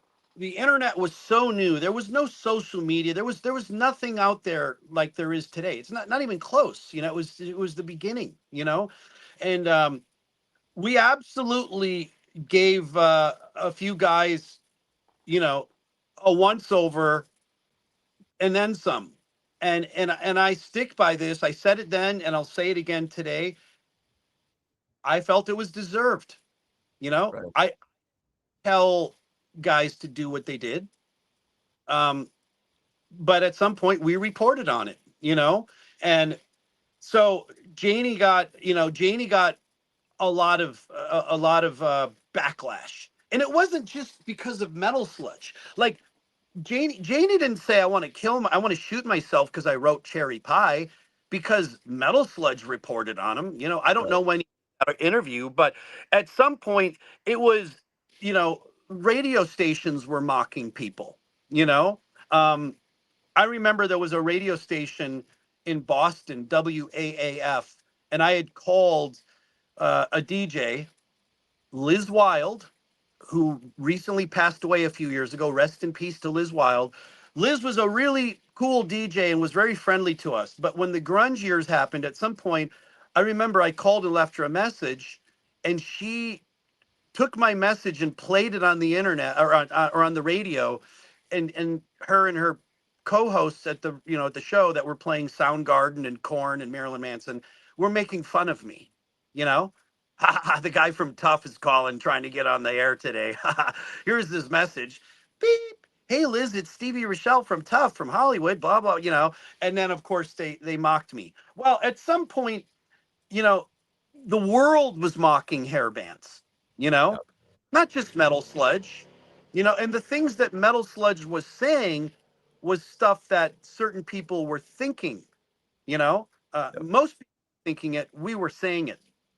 Anthony, I think you froze again, believe it or not. Nope, you're frozen. I don't know what anyone else is thinking or saying.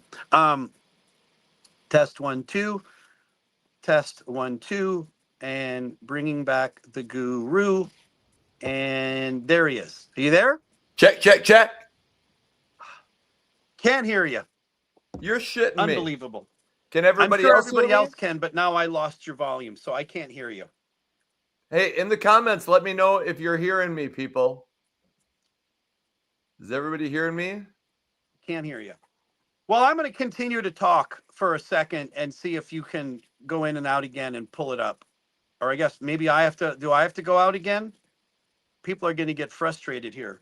Somebody says they hear me. Can't hear you. Skank near. Hey, I get it. Time. I can hear both of you. And I Somebody wanted to says, but finish Stevie my doesn't story. hear me. Are you going to try to go out? Okay. All right. He's going to go out for a second. I really apologize, you guys. I'm going to get to a couple super chats and some questions while he does that. And I have done the things that I read about making sure the internet works good. Maybe there's a different upgrade that I need to do. I will look into that this week. So my apologies. You guys are awesome. So here is a comment. Discovering this community has been awesome. Guru, keep doing what you do and fix your fucking internet is probably what he's thinking.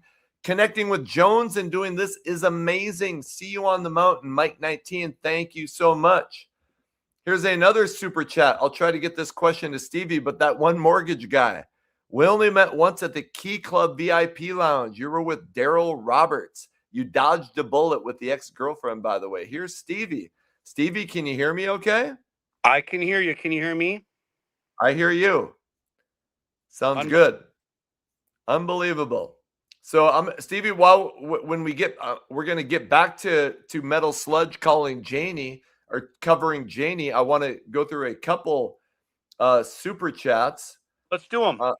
Yep, let's do them. Plan 9 good times says, did Sludge cover Jet Boy kicking out my friend Michael Butler live on air in like 2010?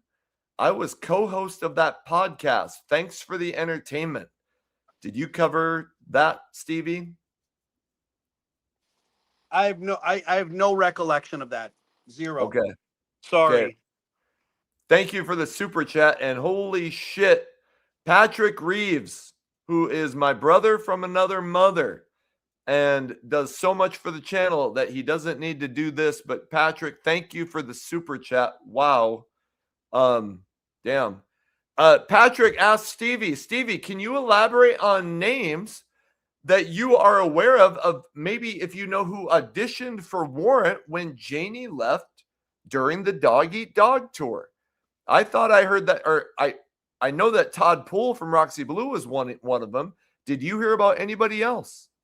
I never heard the Todd Poole thing except for when he said it on your podcast, I think. I've never heard that. I know there was a point, I don't know when it was, that Jesse Hart from South Gang was considered. He was actually friends with the guys, and I want to say they might have even rehearsed with him or something, but I don't know if that was, I don't know at what point that was. But I had heard about Jesse. And the Todd Poole thing I never knew about until he said something. Of course, I know that Jamie St. James was there, and obviously Robert's been there for the Yep. last And years or so. Stevie, would you have been interested? Or, I mean, you knew the guys in Warrant? There was never any conversation between you and those guys when Janie left? No, I don't. Would I have been interested? I mean, I would have been. I would have been interested in the Poison gig as Sure. well, especially Sure. man that sold 5 or 7 or 10 million records, and I had the chance. At some point, I guess I would have, looked at it. But I also think I might be a little too much of a challenge for them.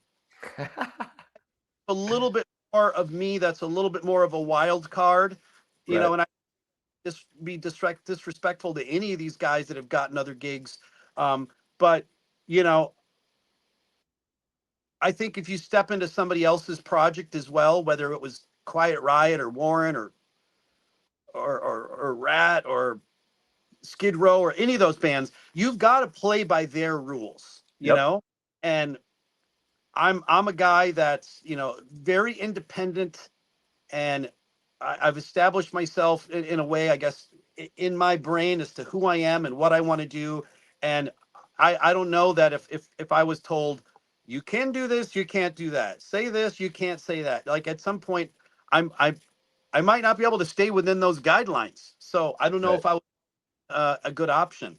And no one's ever really asked me. No one said, "Hey, Sure. would you consider this?" I mean, I got that call from Bobby Dahl, but Yep. that was 20 years ago, and but the Warrant guys never had any discussions like that. But I think that they found the guy. Robert Right. is perfect for that, and he's done a great job, and they all seemingly uh, have made it work. With those four, and Robert have done a ton of shows. Obviously, Robbie stepped in for Jerry along the way here and there, and they've had a Yep. couple sub in and out when guys have to miss a weekend. But it's at this point, as long as you go like that, it's like a job to these guys, Sure.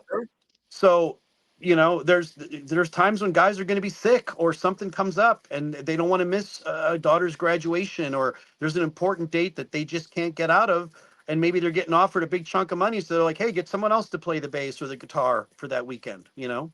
And the days of guys going, all right, we're going to play a show, and then we're gonna party our asses off, and we're gonna bang a bunch of chicks.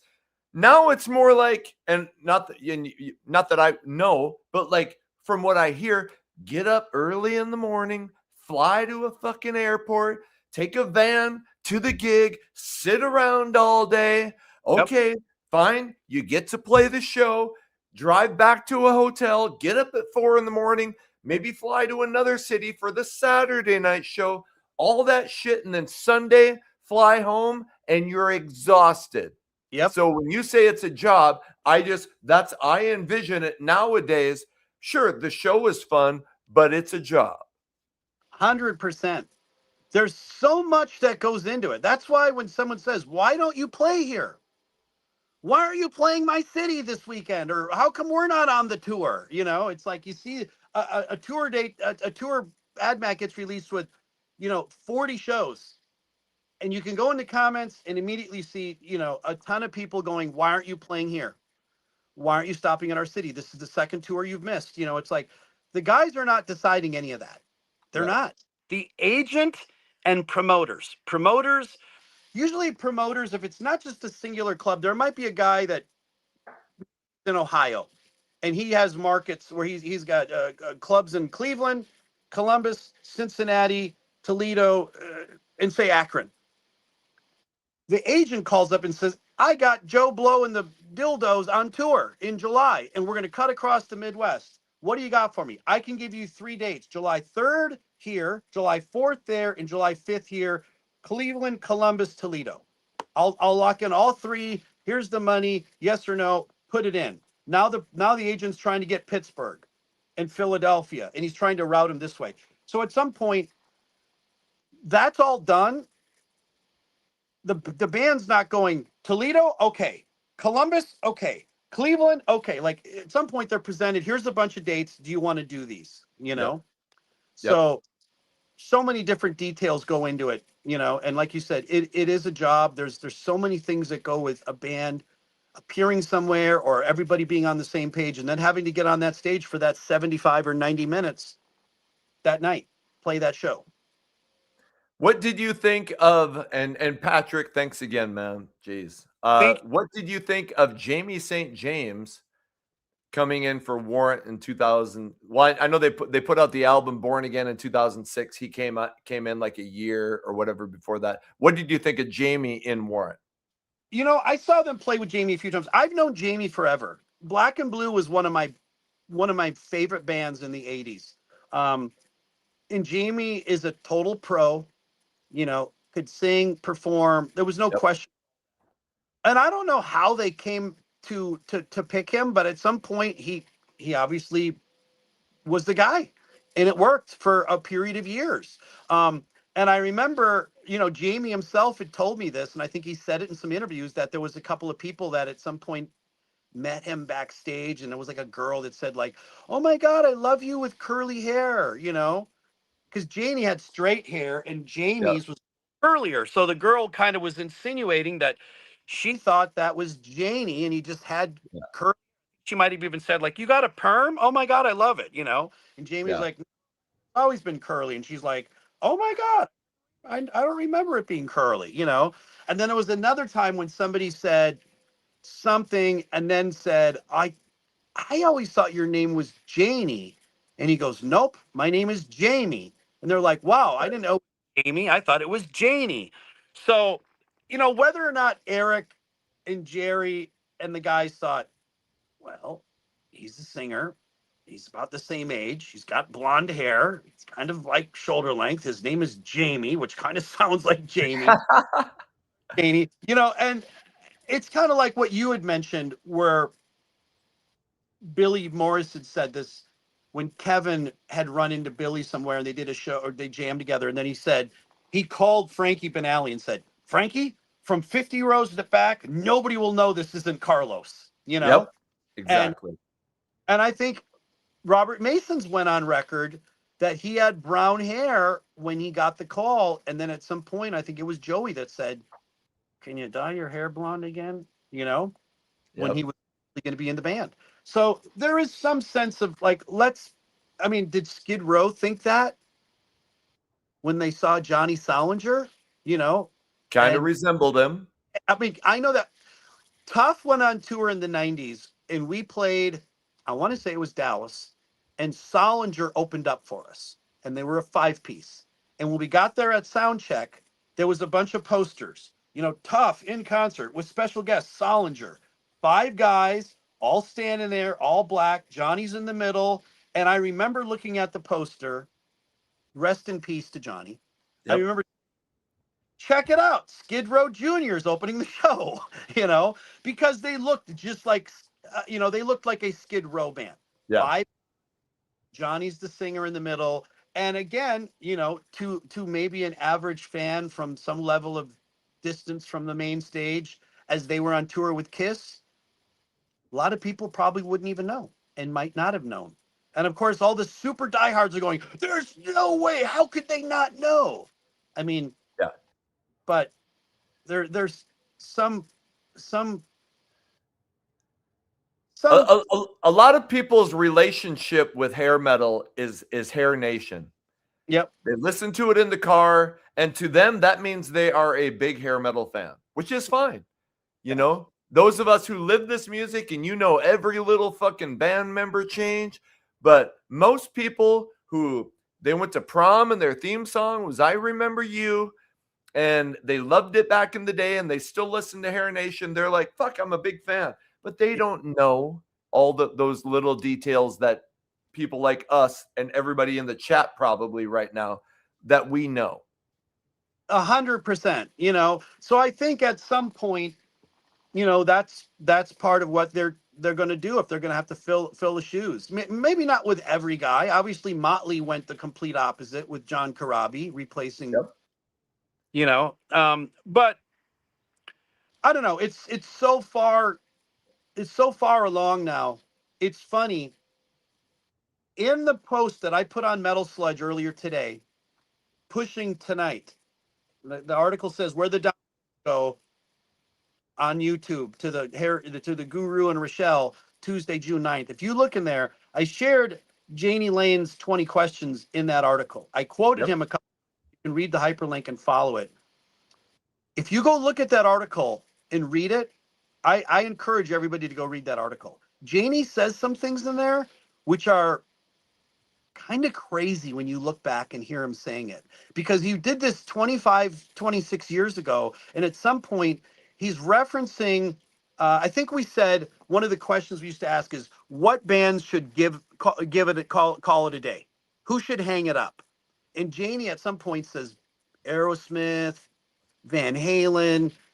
He kind of referenced a couple of those bands. And then he said something like, I mean, some of those guys that are in those bands are in their 60s. He literally said that. Now, sadly, Janie didn't make it past 47. But I'll tell you right now, every single guy in Warrant is in their 60s right now. Yeah. You know? Skid Row, most of those guys are in there. Well, maybe Jerry Dixon. I think Jerry Dixon is a year younger than me, so he might not be 60. He might be 59. And if Crane's filling in, he's also in his 50s. But Turner and Joey Allen and Stephen Sweet, I'm pretty sure they're all in their 60s. But it's crazy to think that Janie was talking about that, 25 years ago, about guys that maybe should give it up, or they're going to be 60, or they are in their 60s. And now here we are a quarter of a century later, and most of these bands that we grew up with are in their 60s, and we've got guys in their 70s now. We've got about 10 minutes left, and I wanted to touch on this. So I'm gonna add, I love Jamie St. James. I love Black and Blue. Yeah. Fucking phenomenal band. But I just didn't feel it, him singing Warrant, singing some of those ballads. To me, he's not really a ballad guy. He's a power rock singer. So anyway, I do think Robert Mason has been phenomenal. He looks great. He sings great. The band is doing great. So I love that. Talking about Metal Sludge and how they dealt with Janie Lane. And obviously there was probably some hard feelings but you guys worked it out. Here's a picture of you guys. Is that at the Rainbow? That's at the Rainbow, and that's actually the first night. That's in 2005. I had been out as the Sludge guy maybe 6 months, less than a year for sure. And but with my cousin, I was a couple of booths over, and Janie was sitting with Evil Dick from Big Brother. He's out of the photo right now, as is my cousin. As a matter of fact, I think maybe Evil Dick took the photo. But I called Dick on the phone, and he answered, and I said, hey, what are you doing? Because I saw him sitting there with Janie, and I could tell he was looking at Janie, and he's talking to me, and he's mouthing to Janie. And then when he hung up, he says, he told Janie who it was. And I kind of, and I was 20 feet away from them, behind them. And I told Dick, I said, turn around. And he looked back, and I kind of waved, and then we hung up. So Janie just kind of looked at him and said, whatever. Then 5-10 minutes later, after me and my cousin got our check, I walked over and stood in front of Janie's table, and he looked up and kind of had this little look on his face. And then he said to me, Stevie, you sit right here, pointed right next to him. So I got in the booth next to him, and he immediately put his hands around my neck. He's just like, acting like he was choking me. And of course, everybody kind of giggled. And so we kind of giggled at first. Then he got a little serious with me, and he said something about, I'm getting a divorce because of you, and I'm doing this, and blah, blah, blah. And I said, wait, hold it. You're getting a divorce because of me? And so then we went back and forth, and it was a little tense moment or two, but we squashed it. We sat there. We had, some food, some drinks. We chatted for some time, took a couple photos together, shook hands, agreed to disagree. And I gave him the same thing I've told some other people. He said, why do you cover this or cover that? And I said, Janie, when everyone drives down the freeway, if the traffic's going good, nobody talks about what a clean ride home it was. But if there's a car wreck on the side, car crash, and 2 cars are flipped over and there's body bags, everyone stops. Everyone wants to look. A lot more people are going to talk about it. Oh my God, on the way home, I saw this and blah, blah, blah, that. And there was, oh, there's blood on the freeway. And it's the car crash. Yes. People watch NASCAR. They're waiting for the big one. They want to see the car crash. And so when somebody does something dumb, whether it was Sebastian or Janie or Vince Neil or anybody, Nikki Sixx, that's going to get more attention. It's just the way, that's human nature. And for those that say, I don't like that stuff, or I don't like TMZ, or I don't like Metal Sludge, you know what? Don't log on to it. Don't read it. You don't have to. Keep going. Go somewhere else. So you feel like you guys kind of put to rest any hard feelings? Yep. 100 was 100% put to rest. And since then, you know, in the 5, 6, 7 years that he was still alive after that, we exchanged. You know, there was times he's like, hey, we're doing this promo thing for the tour. The guy said I should send this to you. Okay, cool. Send it to me. And we'd plug the tours, you know. Yep. Ran some advertisements for, they had some kind of giveaway or something. Maybe they were doing Warrant skateboards or whatever. Hey guys, no problem. I got you, you know. So, and I've talked to Eric Turner over the years, and Steven Sweet and Joey, and seen those guys out. And, you know, there's no bad blood from my end, you know. But of course, everyone remembers some of what happened. But a lot of what did happen is a quarter of a century ago. Yeah. You know, I've probably covered Warrant more than any channel. I play them almost every weekend on Hair Metal Mansion on Rock 101 KLOL. I would love, you know, I've gotten former members, Rick Steyer, Bobby Borg, the keyboard player. Now I'm going to feel bad because I forgot his name right off the top of my head. But anyway, I've gotten some of those guys. So I've always wanted to get an original guy. And I get, you know, they probably, you know, if they know who I am, maybe they realize that I want to talk about the dark years. I want to go into that. But I've always said, look, I'll take whatever you can give me, because I would just love to have one of those guys on. So yeah. Obviously, huge fans. Patrick, that works with the channel, is working on a Warrant book. So I'm hoping that one day that'll be able to come out. He'll get somebody to put it out. We're all massive fans, and, you know, rest in peace. Janie Lane died in 2011. I was heartbroken. I had so many people reach out to me that day and go, dude, you know, so sorry to hear that. Everyone knew. I got 2 Warrant songs tattooed on my arm. But anyway, you know, you can't talk about this scene without talking about that band. And even though I've covered it a lot on the channel, you and I have never gotten to sit and talk about it. So I'm glad we got to do that tonight. Yeah, there's 100 things I could share. You know, the day I found out, myself and Todd Chase flew to Brazil, and we literally got on a plane and landed. And it was, I don't know if it was the 11th or the 12th, but I know that we were in Brazil, and we came out of our hotel, and there was a couple of fans out there, and some guy came up to me and started talking to me. And then at some point he said, Janie Lane died. And he had a little broken English, but he was speaking in English. And I thought I was misunderstanding what he said, you know? And I said, what are you talking about? And he said, oh, I read it on the internet that Janie Lane, you know, is dead. And I said, no, that's not true. I said, where did you hear that? And he said, TMZ. And as soon as he said that, I knew it was real. Yeah. And I immediately got very sad, and I was bummed. And after that kid left, I ran into an internet cafe on the same street, went and rented, you know, a computer, went online, went to TMZ, boom, there it was. Janie Lane, Warrant singer, dead at 47. And I pretty much sat there and cried. Yeah. You know? And I was just like, you know, and then I'm reading it happened in Woodland Hills, you know, right down the street, you know. Right. I've been up and down that street a million times. I know where the hotel is, you know. I mean, it's just so, but I will say this, and I don't say this to in any way be negative, but there's people that were within that camp. I'm not going to say who, people that played with him, people that were very close to him. And I remember them saying things, there could have been one or two people that might even said he's going to be dead in a year or two. Yep. And when it did happen, as you've heard from the people that maybe even you've interviewed, Yep. they got surprised. It was bad, and the thing is, drinking, there's different levels to it. Some people drink and just have fun. Some people drink and get angry and want to start a bar fight.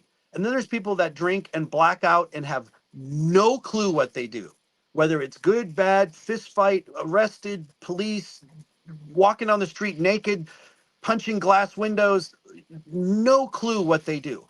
And to some extent, if they've got that type of a problem where they are, a blackout drunk, somebody's got to get them to realize that, they're playing with danger. And unfortunately, Janie was at that level, I'd like to acknowledge a couple super chats, and then we got to finish it up.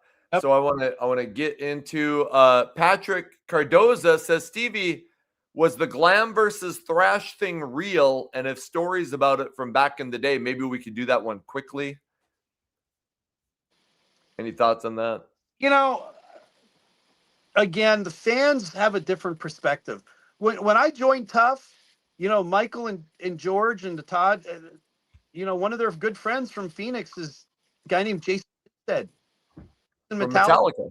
Jason came to our apartment. He hung out with us. He got in a van and drove around with us, going through the drive-thru to get burgers and put us on the guest list. I was at the studio where they recorded the Black Album, where they're throwing the darts at Kip Winger and Nelson on the dartboard. You know what Jason said to me the day I visited? What? Maybe if you get a little bit more famous, you can make the dartboard. Right. So, I remember being at a party at the Tommy Gun House, and James Hetfield and Slash walked in. Hey guys, what's up? Where's the beer? In the kitchen, guys. So. Yeah. The glam versus thrash thing, a lot of it is blown out of proportion. A lot of those guys are just as friendly as the next guy. A lot of them are accommodating to fans. I'm sure Nelson and Slayer aren't going to tour together, but right. There's a lot of mutual respect. There was back then, and there's even more today as everyone got older. Mike 19 says, sorry to say it's the Dell PC is why we're having issues, but you're actually on your phone now, aren't you? I'm on an iPhone right now, and a new one as well. But okay. I do see that's pretty much brand new. But it worked the last 4 weeks. Yeah. We will fix it by next week. John Burns says, I booked the Monsters of Rock cruise today. 331 days until I stalk you, Stevie. John, I saw you called last week, but I forgot what I was doing. I think I was literally in the middle of something. I think 2 weeks ago you called me and I was in the store, but then I think we talked since then. What's up, dude? John's my buddy from New York. He's a huge Maiden fan. Okay. And George Scarvella says, can't wait to see Warrant at Monsters on the Mountain in Gatlinburg. Time to party like it's 1989. LOL. George, I hope that me and Patrick Reeves see you there in Gatlinburg. So awesome. And then here's the last one, the Metal Goddess, who is awesome. We follow each other on Twitter or X. She says, this live stream rules. I absolutely adore this channel. Keep it up, guys. Thank you so much. You are the Metal Goddess. We really appreciate it. So, Stevie, thanks for coming on and talking Warrant. Next, we'll figure out a topic for next week. Maybe next week we'll get to hit on a little bit about the Monsters of Rock cruise.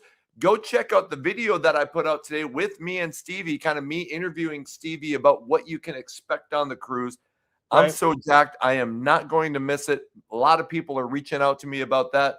So, Stevie, thanks for coming on, talking Warrant, and doing Hair Metal Chaos live tonight. Even though with all the technical issues, it was still fun.